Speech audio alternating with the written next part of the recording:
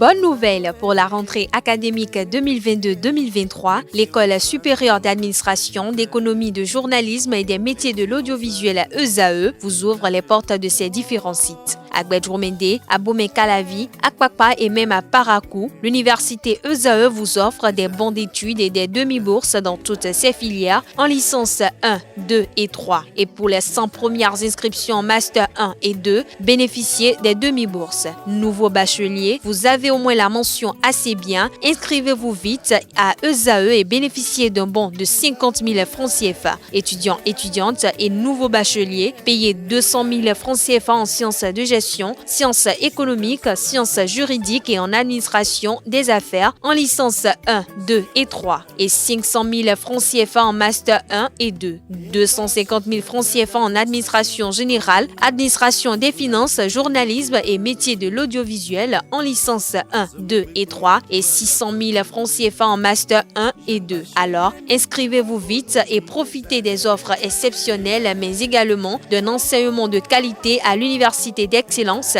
ESAE. Infoline 90 93 65 21 ou le 98 98 14 00.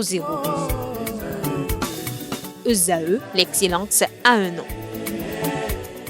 Mesdames et messieurs, bonsoir et bienvenue sur votre émission Tour du monde en 52 minutes. Ça se passe tous les lundis après-midi sur ESAE Télévision. Cet après-midi, nous irons à la Grande Île, à Madagascar, où nous avons une controverse autour de la nationalité française du président malgache. Puis nous nous rendrons au vieux continent, en Slovaquie, où la minorité hongroise occupe le poste de Premier ministre pour la première fois. Le Pérou, ce sera du côté de l'Amérique latine où la présidente péruvienne se dit non partante pour les élections anticipées avant 2026. Et si le temps le permet, nous allons terminer par le Moyen-Orient avec l'Israël où la suspension de l'opposition aux négociations sur la réforme judiciaire. Pour en parler, ils sont deux cet après-midi. Il s'agit de Hamzat Abdoulaye. Il est expert en relations internationales. Bonsoir. Bonsoir. Également avec nous, il n'est plus à présenter également, il s'agit de Morgan Assogba Metonji, consultant géopolitique. Bonsoir. Bonsoir Tatiana. Alors, les sujets de cet après-midi, qu'est-ce que vous en pensez? Assez alléchant. Le tour du monde sera fait certainement. Nous l'espérons. Si le temps le permet, il faut toujours souligner. Oui. Voilà. Alors, nous démarrons par Madagascar, controverse autour de la nationalité française du président malgache. Code de la nationalité malgache, de nouveau mise à l'épreuve. Hamzat. Alors, depuis 1960, la question de la nationalité préoccupe les États africains, ça c'est un fait. Et en l'occurrence, vous allez le constater, si vous prenez la carte des États africains, plusieurs États sont techniquement contre le principe de la double nationalité. Je prends un exemple simple, le Cameroun par exemple, ou encore l'Afrique du Sud aussi qui fait partie de ces États qui ne permettent pas de façon technique en tout cas la double nationalité. Mais par ailleurs, il y a certains autres États qui ont réussi à faire du sujet une entrée dans leur droit ou dans leur constitution et ont libéralisé, je vais dire, ce que j'appelle le principe de la double nationalité, à l'instar du Bénin ou du Niger, pour ne citer que ceux-là. Mais il faut remarquer que les États africains ont mal vécu la colonisation et l'époque ou la période de la décolonisation. Donc ça se sent à travers les tests et les règles qui régissent le fonctionnement des gouvernements ou des États. Pour revenir au cas de Malgache, le principe établit que avoir la double nationalité ne permet pas, en l'occurrence, d'être élu président de la République. Ça, c'est quelque chose qui est écrit, mais... entre ce qui est écrit et ce que... Oui, entre ce qui est écrit et ce qui est fait, généralement, il y a une grande disparité. Mais il faut se rendre compte que le président malgache a été naturalisé français depuis quelques années par décret et aucune institution n'a jamais constaté ce fait. Donc ça, c'est une chose. La deuxième chose, c'est que il y a le principe qui établit que le président malgache est né malgache. Donc, il aspire au même droit que tous les autres malgaches pour accéder à cette fonction de président de la République. Et s'il est naturalisé français, normalement, ça ne devrait pas poser un débat, puisque sa naturalisation est antérieure à son poste de président, on peut le comprendre.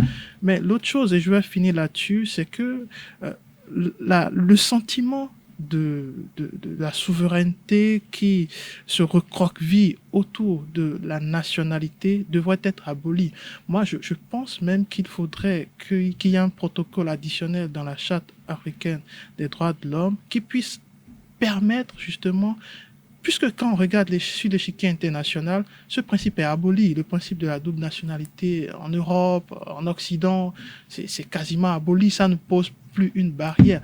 Et quand ce principe de la souveraineté qui se calque en réalité sur le passé, l'histoire coloniale, eh bien, on se renferme sur soi et on n'avance pas pour autant. Donc, ce principe doit être aboli à l'échelle continentale et ensuite à l'échelle constitutionnelle de chaque État pour permettre aux Africains de la diaspora, parce que vous savez, il y a une communauté de la diaspora africaine qui est très importante, qui investit dans les États d'origine, et il est donc important que ces communautés contribuent de façon efficace en ayant un rôle prépondérant à jouer au sein des institutions, au sein même de la politique, pour participer au développement. Justement, Morgane, le code des nationalités malgaches qui est mis à l'épreuve cette fois-ci, c'est l'acquisition de la nationalité française du président malgache, comme l'a dit Hamza tout à l'heure. Pourquoi est-ce que ça fait des vagues? Est-ce que ça devrait faire des vagues? Il faut déjà dire que la question peut être appréciée sur différents angles et je comprends la pertinence de l'angle d'Hamza par rapport à cette question de la double nationalité. Toutefois, il y a un angle qui n'est pas négligeable, qui est celui du principe de cette nationalité unique, tout au moins pour certaines fonctions. Il y a des fonctions qui, déjà par leur nature, implique que celui qui occupe cette fonction partage entièrement et totalement son allégeance avec le peuple concerné. Et au Bénin, on a crié la dernière fois lorsque on a eu un Rwandais qui occupait un poste où il fallait qu'il soit en charge des pièces d'identité, qu'il ait accès à une certaine information, vous savez. C'est important. Et quand vous parlez du président de la République, c'est la personne la plus informée d'un État.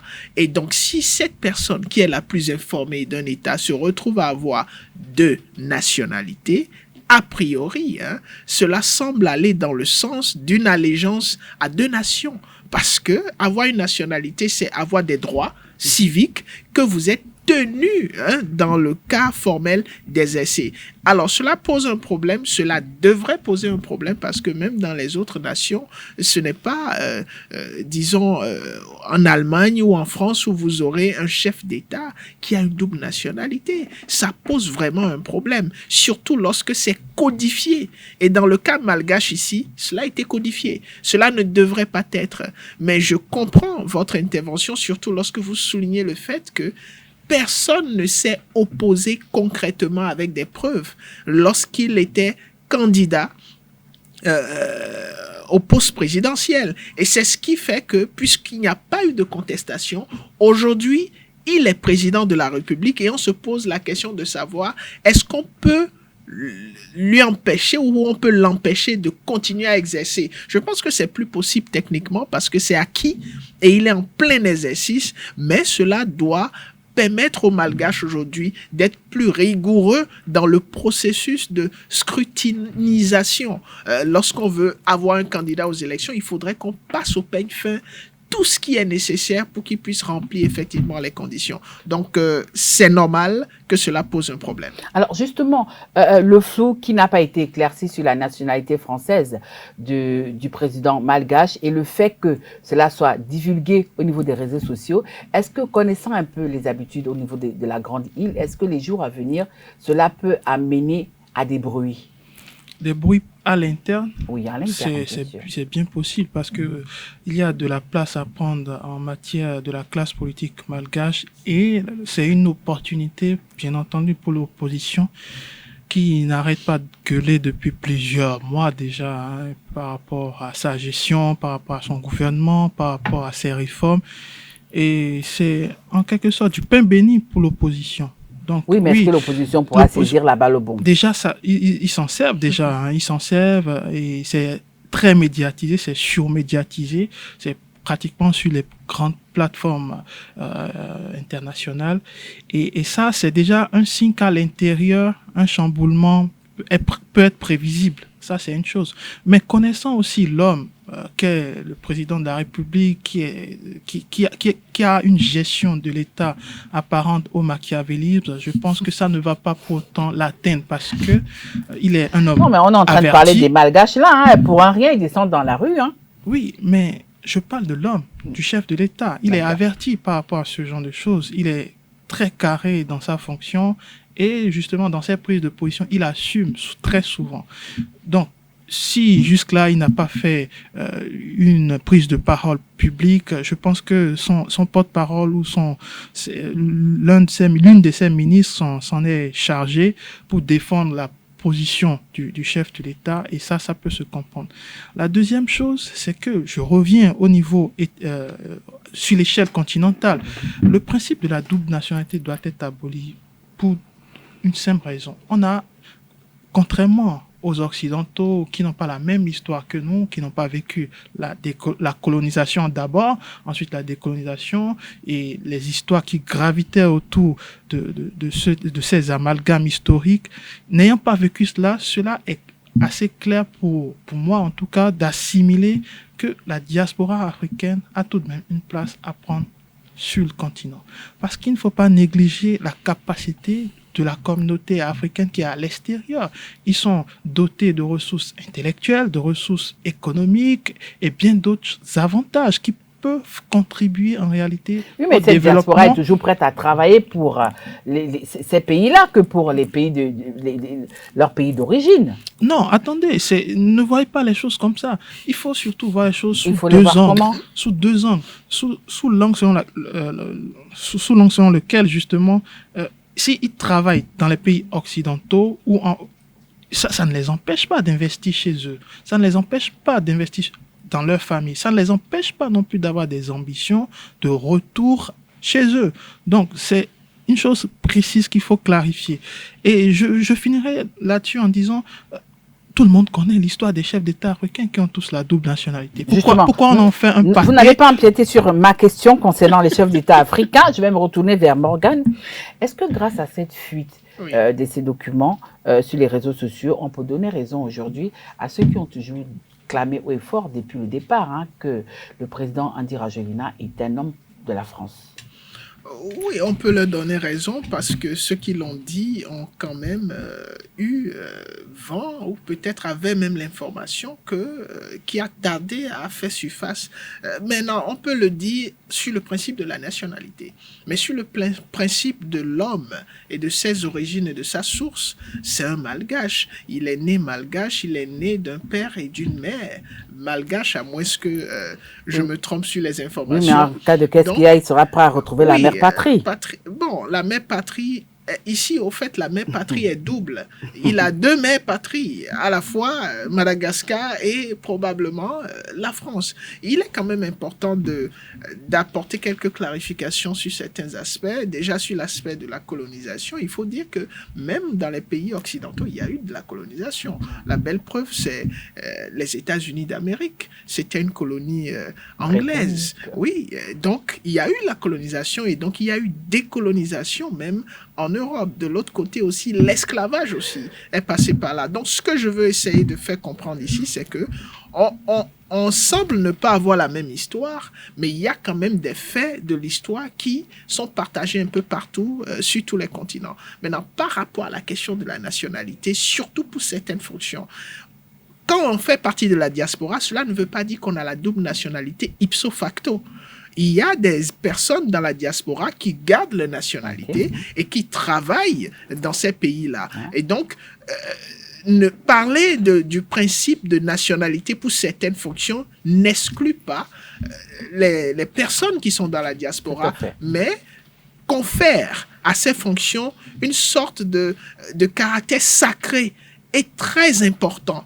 Il est important que le peuple qui tient à avoir un leader s'identifie à ce leader. Et l'un des éléments pertinents d'identification, c'est bel et bien la nationalité. Et donc, si le leader se retrouve avec une double nationalité, il y aura un problème d'identification sociale très important, au fait, pour son leadership tout au long de la voie. Pour sortir du sujet malgache cet après-midi, Hamzat l'avait déjà évoqué, pourquoi certains chefs d'État africains ont toujours recours à la double nationalité? Je veux surtout parler des chefs d'État des pays francophones. Je ne sais pas ce qu'il en est des anglo-saxons, mais chez les francophones, c'est monnaie courante.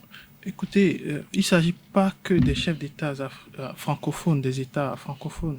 Au contraire, si vous fouillez très bien, plusieurs chefs d'État, vous savez, les chefs d'État sont des élites et les élites, ils ont un parcours universitaire très souvent en Occident et durant ce cursus universitaire ou scolaire ou professionnel, ils ont l'opportunité en tout cas puisque je le rappelle, c'est que les États occidentaux ont assimilé le principe de la double nationalité.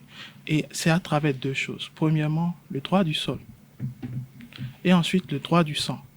Bon, il y a aussi la nationalité qui peut être acquise par alliance. C'est aussi une possibilité. Donc, le droit occidental a évolué, est très évolué par rapport au principe de la nationalité. Comment s'acquiert une nationalité, à qui on peut octroyer une nationalité. C'est toute une évolution du droit occidental. Je ne suis pas en train de dire que le droit africain ou le droit de nationalité en Afrique est arriéré. Non, je ne suis pas en train de le dire, mais je suis en train de dire qu'il faudrait qu'on dépasse certaines barrières. Est-ce que c'est facile de dépasser ces barrières, Hamzat? Déjà, c'est des planifications qui peuvent être faites par les chefs d'État, parce qu'on dit en Afrique tout est politique, tout est politisé, tout part de la volonté politique, c'est ce qui se dit, mais dans les faits, c'est pas la priorité des chefs d'État actuellement.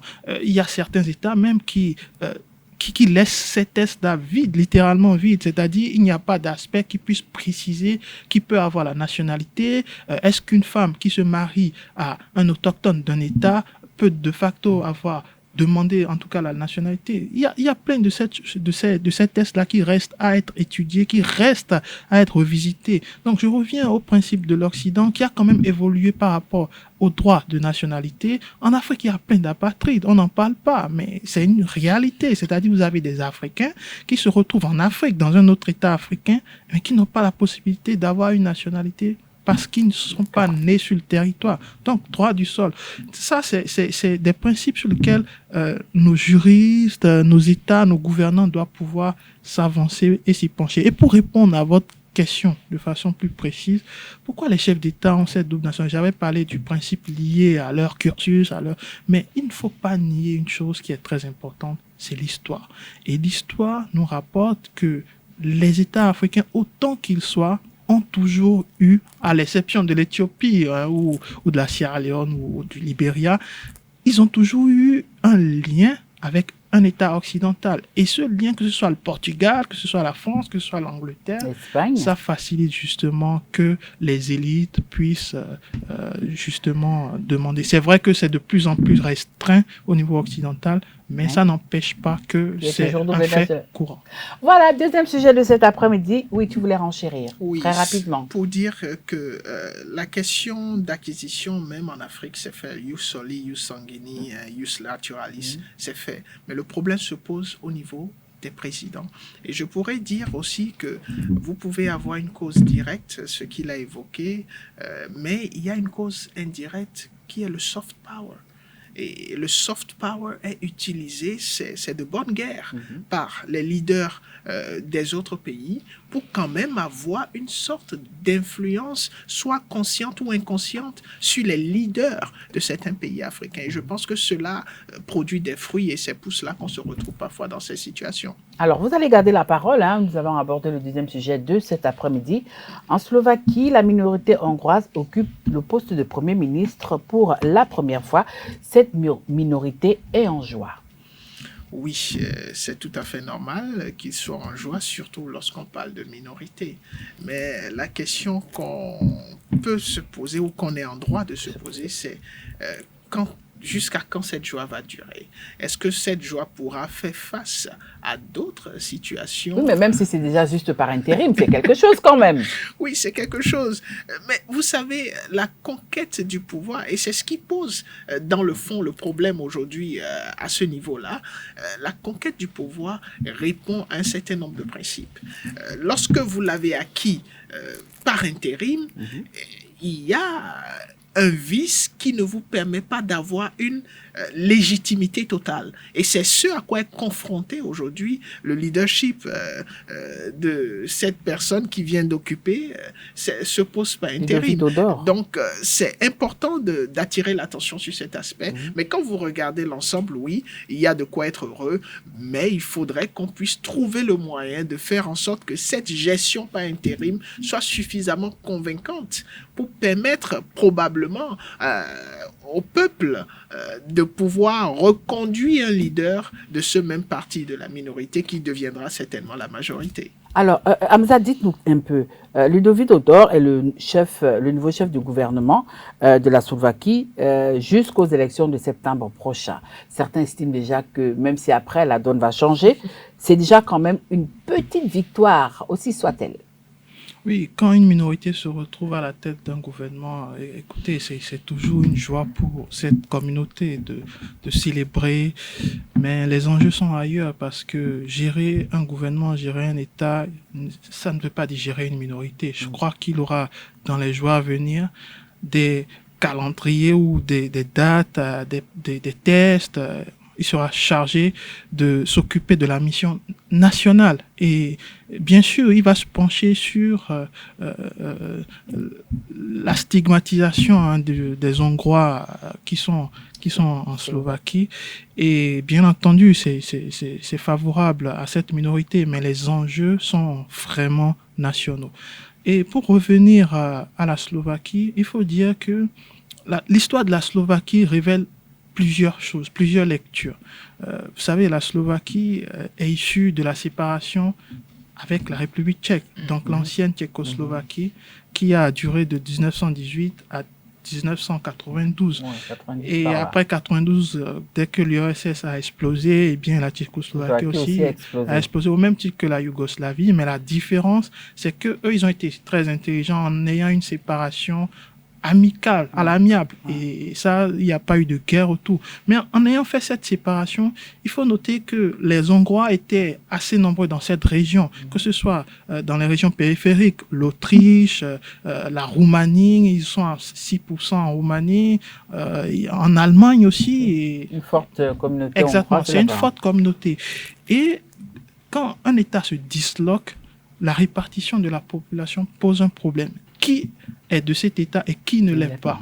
Et les Hongrois, les 10% de Hongrois se sont retrouvés au sein de la Slovaquie et ont dû faire face aussi aux Slaves qui sont majoritaires dans cette région et ont été longtemps aussi stigmatisés, ne pouvant pas accéder à certains postes de l'État. Mais aujourd'hui, tout ça est révolu parce qu'ils ont la possibilité aujourd'hui d'aller, en tout cas, de se faire représenter au plus haut niveau. Et ça, c'est un message très fort. Je le note parce que c'est un message très fort qu'il faut adresser à ces États qui stigmatisent les minorités pour des raisons historiques.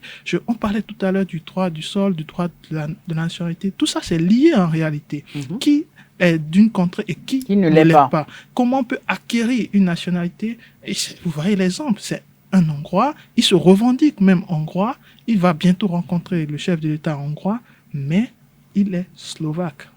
C'est une leçon pour justement, les États africains. Cette communauté qui représente environ 10% dans les 5 millions que constituent les Slovaques, est-ce que c'est un geste que la présidente de ce pays a bien voulu faire à l'endroit des autres pays de cette partie du monde? C'est une lecture qui est possible. Ça peut être un geste comme ça peut être une réalité politique. Vous savez, pourquoi vous insistez sur réalité politique et vous faites votre petit sourire là, qui parfois dit souvent long? Parce qu'elle s'est retrouvée dans une situation où c'est l'homme qu'il faut, à la place qu'il faut. Si elle avait d'autres options qu'elle pouvait utiliser, je précise, au même titre que lui, peut-être elle aurait choisi autre chose. Ce qui m'amène à toucher la question de la minorité. Est-ce qu'on parle ici d'une minorité sociale, ethnique, ou on parle d'une minorité politique? Mais quand je regarde la question... Je crois que c'est les deux à la fois, hein? Et social et politique. Mais non, vous savez, si c'est politique, on ne peut pas lier cela au fait qu'il soit hongrois ou pas. Si c'est politique, on le lie directement à un parti politique. Ce qui m'amène à dire que peut-être aujourd'hui, dans ce pays slovaque, on est en train de travailler à ce que les partis politiques ne fassent pas forcément de distinction entre qui est qui, mais qu'on veut le meilleur acteur politique. Et je pense qu'aujourd'hui, si on doit s'en tenir à cela, il ne s'agit plus d'une question de minorité, mais il s'agit d'une compétence qu'elle est en train de reconnaître en permettant à ce qu'il soit qu'il occupe ce poste-là par intérim. Donc je pense que c'est un message, oui, mais c'est aussi une réalité politique à laquelle on ne peut pas déroger. Alors, tout à l'heure, j'ai posé la question de savoir si c'était un message. Vous avez dit que, bon, ça peut aussi être une réalité politique. Alors, moi, je me pose la question, Hamza, de savoir, cette nomination serait-elle une erreur de la part de la présidente slovaque parce que le Premier ministre a déclaré, je cite, « La présidente ne savait pas que j'étais hongrois avant de me nommer Premier ministre. » Oui, vous savez, c'est de la rhétorique politique et il s'adressait à des journalistes. Je ne pense pas que ce soit le cas. Vous savez, mon confrère l'a dit tout à l'heure, un chef d'État, c'est la personne la mieux renseignée d'un État. Donc, je pense que c'est pour brouiller les pistes. Il n'a pas dit devant les journalistes de Zaï TV quand même. Je parie qu'il y avait des journalistes d'un peu partout dans le monde. Alors, sortir une information du genre, est-ce que ça cache pas une certaine réalité, comme il a dit? Non, c'est qu'une vanne politique et c'est de très bonne guerre. C'est de très bonne guerre. Ce n'est qu'une vanne. C'est pour signifier en réalité qu'il est d'une minorité et que cette minorité enfin, grâce à lui, arrive à accéder à ce poste très important et en même temps très stratégique. Il faut rappeler aussi que dans la semaine dernière, il y a eu un réfugié syrien qui a été élu maire en Allemagne, par exemple. Ouais. Donc, c'est pour dire que l'Europe est plus ou moins mature par rapport à ce processus qui fait en sorte que même quand... L'Europe est mature ou n'a pas d'autre choix? Parce que de plus en plus, c'est les gens, c'est les immigrés qui viennent agrandir le vieux continent. Écoutez, quand je parle de maturité, moi j'évoque plus le principe du droit. Le principe du droit est très évolué. C'est de ça moi je parle. Je ne parle pas des réalités liées aux besoins sociaux et j'en passe. Non. Mais pour revenir à la Slovaquie, je pense que c'est un signe. C'est un signe pour les futures élections de septembre qui sont en train de se préparer. Et comme l'a rappelé aussi mon confrère Morgan, est-ce que ça va entériner une sorte de victoire politique pour la minorité hongroise? Il y a des partis qui représentent cette minorité, c'est vrai. Mais est-ce que ces partis sont en mesure de vraiment conquérir? Parce que en politique, il ne s'agit pas des besoins d'une minorité, mais il s'agit des besoins de toute une nation. Donc, est-ce que ces partis vont véritablement régler les besoins qui sont présents en Slovaquie? Alors, est-ce que cette nomination va arranger un tant soit peu les relations entre la capitale slovaque et celle de la Hongrie, Budapest? C'est une évidence sur ce point parce que il l'a annoncé. Avec le grognon qui est de l'autre côté, non? Oui, il a annoncé qu'il va en Hongrie. Et pour la Hongrie, c'est une fierté que de voir un Slovaque d'origine hongroise occuper ce poste stratégique et naturellement par les principes de négociation qui font que l'identification se fera de façon intéressante. Il aura plus d'aptitude à pouvoir concilier les intérêts à la fois de la Hongrie et de la Slovaquie. Peut-être aussi que c'est une stratégie de la présidente qui a estimé à un moment donné que sur le plan géopolitique, qu'il était nécessaire de se rapprocher, de mûrir les rapports de coopération avec son voisin de la Hongrie. Qui sait? Mais ce qui est important même dans son message lorsqu'il dit que la présidente ne savait pas qu'il était hongrois, c'est aussi une façon de faire ressortir le fait que c'est pas un élément pertinent qui pourrait changer le jugement. Oui, mais est-ce que c'est pas un ballon d'essai aussi, hein? Est-ce que c'est pas un ballon d'essai pour voir un peu quelle réaction on aura du côté de la Hongrie?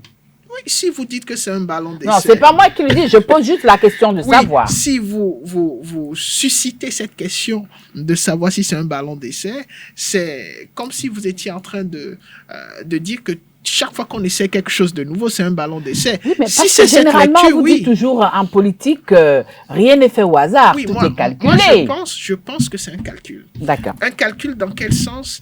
Probablement, la présidente a pensé qu'il était temps de réchauffer les relations entre la Hongrie et la Slovaquie et a estimé que la personne la plus apte à le faire, c'est bel et bien ce Premier ministre. Et quand vous écoutez sa déclaration, parce qu'il ne peut pas faire une déclaration, une visite d'État, parce que là, c'est une visite d'État, c'est pas une visite personnelle. Il ne peut pas faire cette visite sans l'aval, techniquement, de la présidente et surtout sans un programme d'action gouvernementale.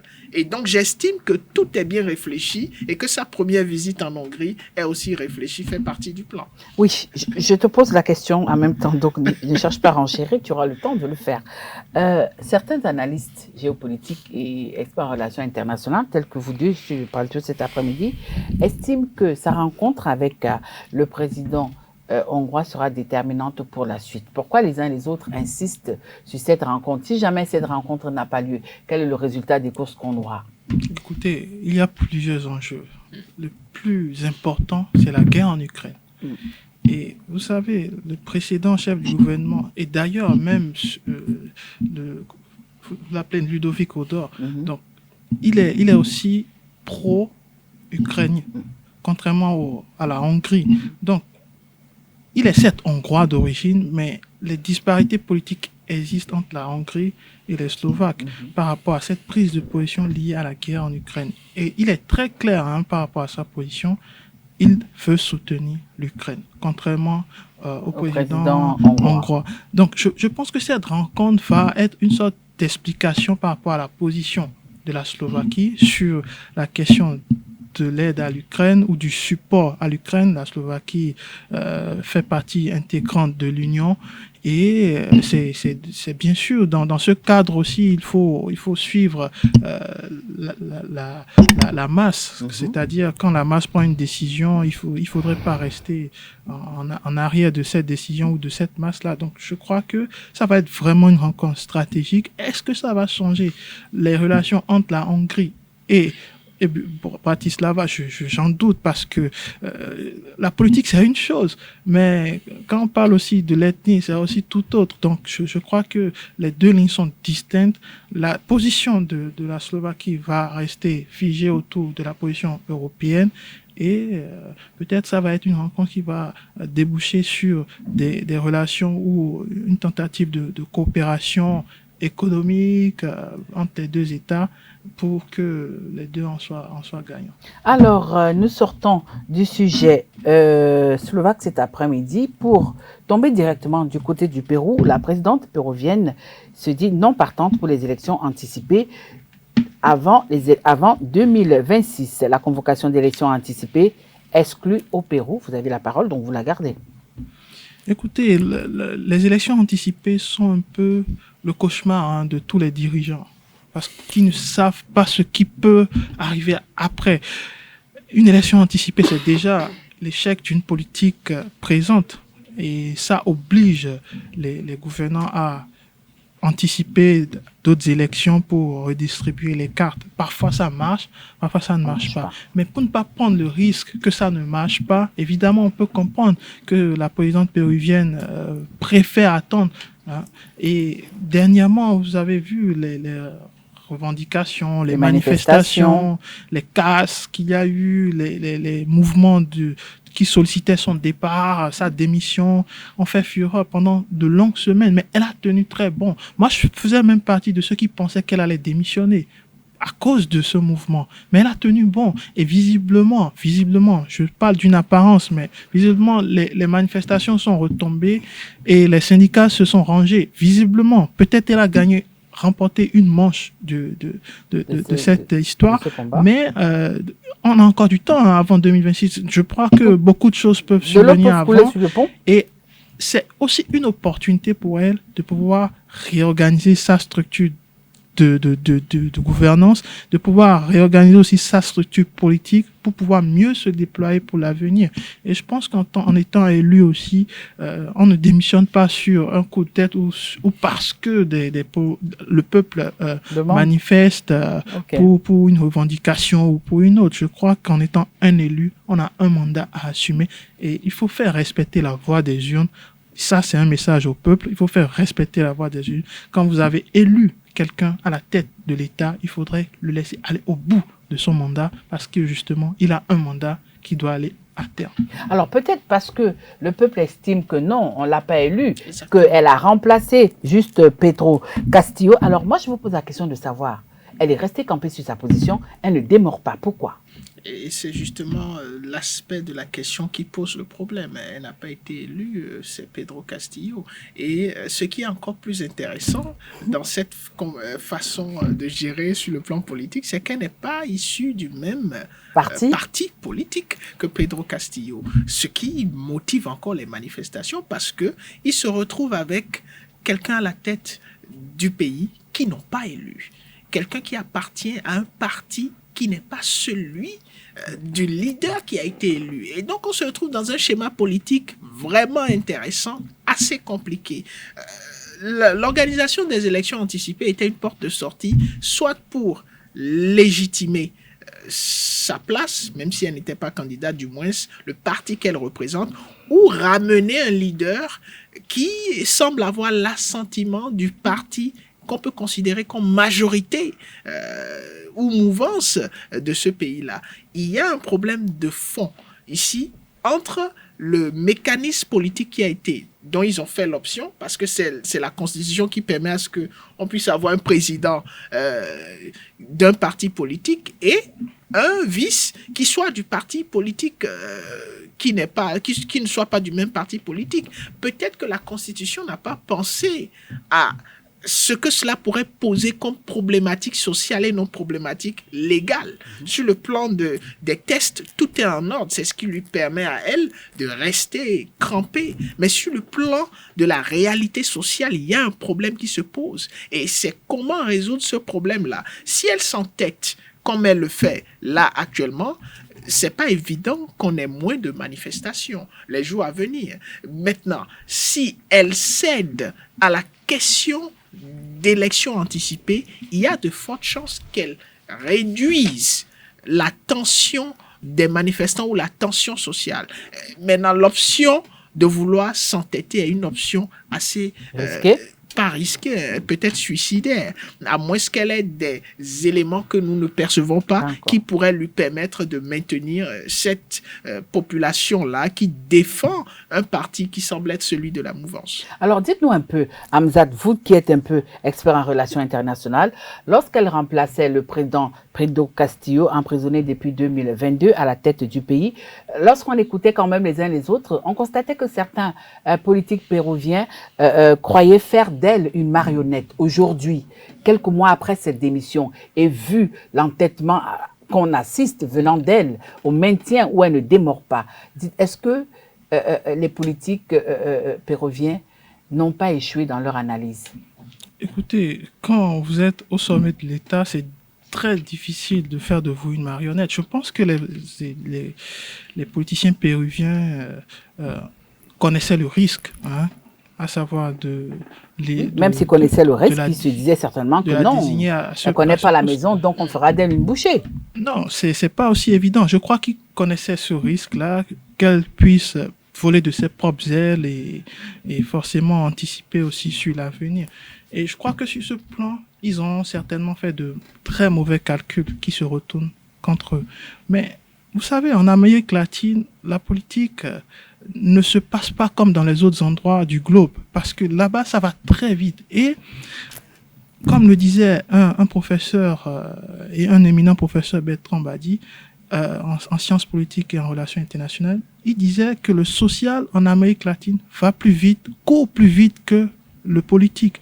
Et ça se ressent dans tous les États sud-américains. C'est-à-dire, le social va tellement plus vite que parfois le politique est dépassé. Et c'est ce qui arrive aujourd'hui au Pérou. Donc, je crois que même si les politiques ont fait un mauvais calcul, c'était déjà sur le dos du social, sur le dos du peuple, sans leur consultation. Ça, c'est une chose. Mais la deuxième chose, c'est qu'ils n'ont pas anticipé ce que la présidente pouvait faire ou prévoir durant les mois de son mandat. Bon, qui n'est pas un mandat en réalité, qui n'est qu'une désignation. Mais je crois qu'elle est dans ses prérogatives de chef d'État, de conduire les destinées de la nation jusqu'à terme. Parce que jusqu'en 2020, c'est ça? Exactement, jusqu'à terme. Si elle a prêté serment, ça ne change en rien son costume de chef d'État élu ou pas, puisqu'elle occupe, ou désignée si vous le voulez, parce qu'elle est là pour combler une attente. En l'occurrence, la mauvaise gestion, la malgouvernance précédente. Donc là, elle a des priorités. C'est vrai, les manifestations montrent beaucoup plus l'échec de la politique à s'approprier ou à s'occuper des revendications de la classe sociale, ouvrière, etc. C'est une réalité. Mais ce n'est pas en changeant de vêtements tous les jours que vous habillez mieux. Non, je ne pense pas. Mais c'est plus en faisant le meilleur choix que, bien sûr, vous allez de l'avant. Et je crois que c'est cette option que les Péruviens doivent plus faire. Miser sur ce qui est durable et miser sur l'avenir. Alors, le fait de tenir tête à ces mouvements politiques, aussi bien de l'opposition que de la mouvance, est-ce que ça lui donne un avantage vis-à-vis de certains caïds de la classe politique péruvienne? Ça dépend. Vous savez, lorsque vous parlez d'avantage, déjà, on est en droit de se poser la question, elle veut gérer quel pays jusqu'en 2026? Et quel sera le bilan? Le Pérou. Lequel des Pérous? Ce Pérou-là qui est en permanence en train de contester sa légitimité, quel sera son bilan en 2026? Ce Pérou où on a une classe politique qui est en train de tout faire. Il y a d'abord la classe politique et on a aussi la classe sociale, encore que le politique et le social. Vont de pair dans ces pays-là. Et donc, on se pose la question de savoir si le choix, l'option de ne pas aller aux élections anticipées est une option objective ou est-ce une option qui sera constructive? Mais lorsque vous observez ce qui se passe depuis qu'elle a pris les règnes de ce pays, c'est pas productif, c'est pas constructif. Elle n'a pas la quiétude ou la paix, le contexte paisible nécessaire pour conduire le développement. Oui, mais si elle n'a pas les coups des franges, on ne peut pas avoir un résultat. On ne la laisse pas gouverner. Ils sont tout le temps dans la rue. Mais la question, c'est pourquoi est-ce qu'on ne la laisse pas gouverner? Et la réponse à cette question, c'est parce qu'on estime qu'elle n'est pas légitime. Elle est légale, mais elle n'est pas légitime. Et donc, pour résoudre le problème de légitimité, l'option qui a été choisie est l'option d'avoir des élections anticipées. Et tout pays ou toute situation démocratique implique qu'on fasse l'option d'écouter la volonté du peuple. Et cette volonté s'exprime uniquement jusqu'à preuve du contraire, pas des élections ou pas des individus élus. Ce qu'elle n'est pas, elle n'est pas élue par le peuple. Et donc, l'option qu'elle refuse de prendre... Elle n'est pas élue par le peuple, mais elle est nommée par la Constitution. Oui, c'est le contexte intéressant auquel on assiste. Et donc, il faudrait qu'il y ait quand même des penseurs, aussi bien du côté de la présidente que des acteurs politiques pour qu'on puisse trouver une solution. Et la solution semble être, malheureusement ou heureusement, les élections anticipées qu'elle est en train de repousser. Dernière question pour sortir de ce sujet. Au départ, la présidente péruvienne a affirmé que son gouvernement était un gouvernement de transition. Mais aujourd'hui, le discours a changé. Peut-on dire qu'elle maîtrise un peu la classe politique péruvienne par rapport à ses prédécesseurs? Qu'est-ce qu'un gouvernement de transition? C'est un gouvernement qui assure un intérim en quelque sorte. Et je crois qu'elle est toujours dans ce Elle a rôle. dit, nous étions en décembre, là nous sommes déjà au mois de juin, ça fait déjà quand même la moitié d'une année. Hein. Oui, mais la transition Généralement, reste la transition. D'accord. C'est-à-dire, la transition s'arrête le jour où ça s'arrête en réalité. Donc, tant que ça ne s'arrête pas, je crois que c'est toujours elle est toujours dans sa transition. Et par rapport à sa légitimité, oui, sa légitimité peut faire débat. Mais moi je pense vraiment que la société péruvienne a besoin d'avancer. Au même titre que le Venezuela, au même titre que le Brésil, que l'Argentine, le Chili, et j'en passe. En fait, quand vous prenez l'ossature, l'architecture, la géopolitique dans ces États, c'est souvent les mêmes choses. C'est-à-dire le social court toujours plus vite que le politique. D'accord. Et quand le politique ne s'en saisit pas, c'est toujours un drame après. C'est vrai, les manifestations sont le signe que rien ne va à l'échelle sociale. Mais cela ne veut pas pour autant dire qu'on doit fragiliser les institutions parce qu'il faut donner du pain à la population ou au social. Non, c'est pas comme ça se passe.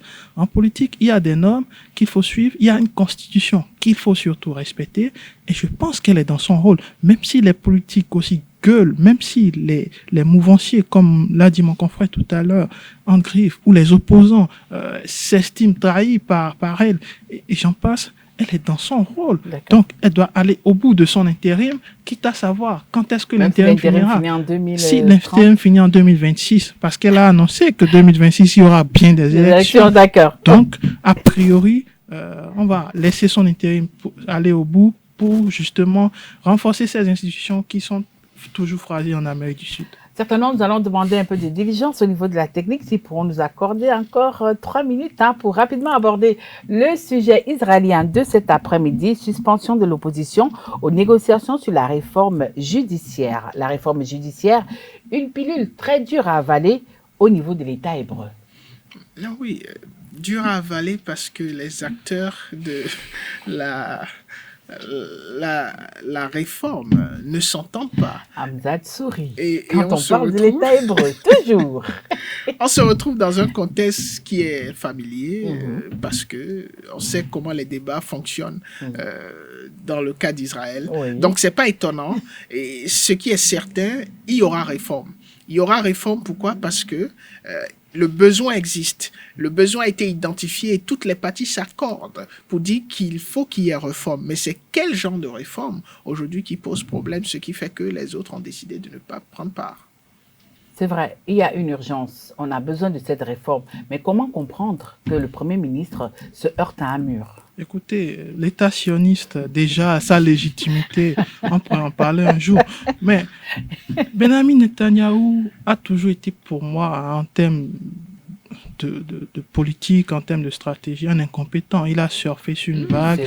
C'est pas un peu Il a- fort, hein? Je pense que avez pas s'il était Vous incompétent, avez il ne comment- reviendrait pas. Non, mais il a Plusieurs fois. toujours, laissez-moi finir, il a Allez-y. toujours surfé sur une vague politique. C'est-à-dire, grâce au jeu des alliances, au jeu de ce que moi j'appelle en tout cas, bon, je vais pas... Mais est-ce que vous savez que les surfeurs... Vous n'avez pas la parole. Attendez, Morgane, votre tour. Hein. Donc, Allez-y, Hamza, très rapidement. pas le parce jeu- que sinon, la technique va nous faire ça. Pas le jeu des opportunités, il s'est Ouais. retrouvé à ce poste. Mais vous avez vu sa gestion de l'État hébreu, une catastrophe, aussi bien à l'État interne qu'à l'État extérieur, que sur le plan extérieur. Et ça, c'est des choses qui ne mentent pas. On dit souvent les hommes mentent, mais les chiffres ne mentent pas.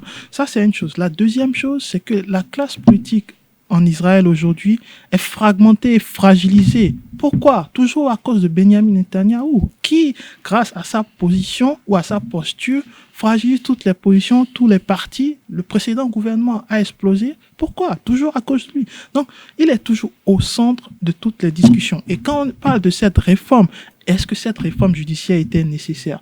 Est-ce qu'il était nécessaire de donner encore plus de pouvoir à un gouvernement qui est contesté, qui a été longtemps contesté dans les rues depuis plusieurs mois?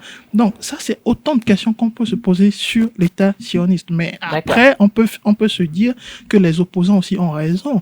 Ils ont raison en suscitant la faiblesse de cette réforme qui est en réalité une réforme taillée sur mesure. Alors, Morgan, à l'avantage de Benjamin Netanyahu. L'opposition qui décide de se retirer des travaux, certains ont déjà dit que c'est la défaite du Premier ministre. D'autres, par contre, affirment et martèlent d'ailleurs que le retrait de cette opposition est également une défaite pour le Likoud. C'est une défaite pour tout le monde. Et c'est pour cela que je dis la nécessité de passer à une réforme. Tout le monde, y compris tout la Knesset. Tout le monde, que ce soit Netanyahou, que ce soit Likoud, que ce soit tout autre acteur politique, c'est une défaite pour tout le monde. Mais une défaite qui n'est pas vraiment une défaite parce que c'est même là où Comment ça, une défaite n'est pas une défaite? Oui, une défaite n'est pas une défaite parce qu'elle permet d'évoluer. Pourquoi? Parce que l'essence de la démocratie veut que lorsque vous ne vous entendez pas, que vous ayez l'opportunité de revenir plus tard et mieux armé. Et ce n'est que partie remise. Et de l'autre côté, les contestations dans un système démocratique sont des indices de vitalité du système. Donc pour finir, il faut retenir simplement que c'est pas une défaite, c'est un processus normal sur une question qui nécessite l'implication de tout le monde. Et donc, ce n'est que partie remise, aussi bien pour Netanyahou que pour le Likoud. Hamzat, défaite ou pas défaite? Moi, comme le disait Pierre Asner, c'est l'effet frigidaire, c'est-à-dire le pot de yaourt qui est dans le frigidaire, qui est périmé. Ça ne sert à rien, parce que c'est périmé. Vous pouvez certes le consommer, ce yaourt, ce pot de yaourt, mais ça reste périmé. Donc, je pense que ça ne change en rien la politique de Netanyahou. On connaît l'homme, on connaît ses agissements politiques, on sait comment ça va se terminer. Ça va se terminer par une nouvelle élection qu'il va peut-être... Justement, vous gardez la parole par rapport à ça. La dernière question est valable pour tous les deux. Le manque de compromis peut-il l'emporter? Écoutez, quand il n'y a pas d'entente dans le processus politique, je crois qu'on va faire la déroute, faire la dérive. Il peut démissionner, vous croyez? Ça sera la finalité, ça sera le happy end d'ailleurs.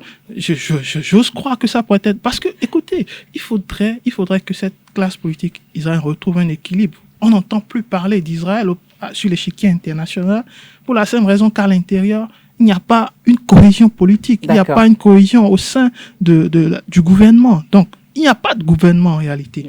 Mais vous citez par là, vous n'ajoutez plus rien d'autre. Bien sûr, et je finis là-dessus. C'est que l'État d'Israël aujourd'hui, ça va être difficile de contester sa légitimité. Ça, c'est une certitude. Mais il faudrait qu'il s'organise pour le bon vivre des Israéliens. Parce qu'il y a quand même des Israéliens qui sont... On t'aura compris.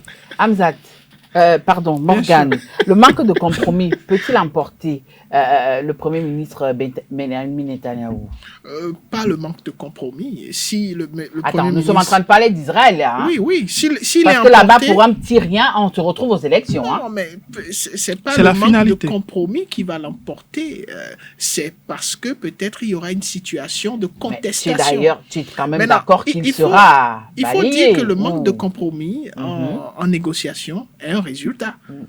C'est pas parce que le compromis n'est pas forcément le résultat. Le manque de compromis est un résultat. Tout dépend de la question. Et donc, j'estime... Donc, vous voulez nous faire comprendre cet après-midi que même s'il n'y a pas un compromis, il ne pourra pas perdre sa place de Premier ministre. Il pourra garder sa place de Premier ministre. Tout dépend de l'humeur maintenant de ceux qui constituent son parti politique. S'ils estiment qu'il faille reprendre les élections, vous serez même surpris de le revoir. Parce que Netanyahou ne démord pas. Vous pouvez le constater. Il part, il revient. C'est un mini Ariel Sharon. Mais non. D'accord. Non, Hamzat, c'est fini. Terminus, tout le monde descend. Quand il s'agit d'Israël, sur le plateau du Tour du Monde en 52 minutes, ça part toujours sur patate. Voilà, chers amis internautes, nous sommes arrivés à la fin de notre émission Tour du Monde en 52 minutes de ce lundi où nous sommes allés à Madagascar. Vous avez écouté les invités de cet après-midi qui se sont prononcés sur la controverse autour de la nationalité française du président malgache. En Slovaquie, la minorité hongroise occupe le poste de Premier ministre pour la première fois, même si c'est intérimaire, c'est quand même quelque chose de positif. Au Pérou, la présidente péruvienne qui se dit non partante pour les élections anticipées avant 2026. À ce niveau également, vous avez écouté Hamzat Abdoulaye et Morgan Assogba Metonji qui se sont prononcés. Nous avons clôturé par l'Israël ou la suspension de l'opposition aux négociations sur la réforme judiciaire. À ce sujet, les deux panélistes se sont prononcés, mais on attend de voir si le manque de compromis pourra véritablement permettre à Benyamin Netanyahou de perdre son poste de Premier ministre, ou alors d'ici à là, nous aurons droit à d'autres élections du côté de l'État hébreu. Merci de nous avoir suivis. Retrouvons-nous lundi prochain quand il sera 16h. Tatiana Randa était à la présentation. Merci, au revoir, bye bye.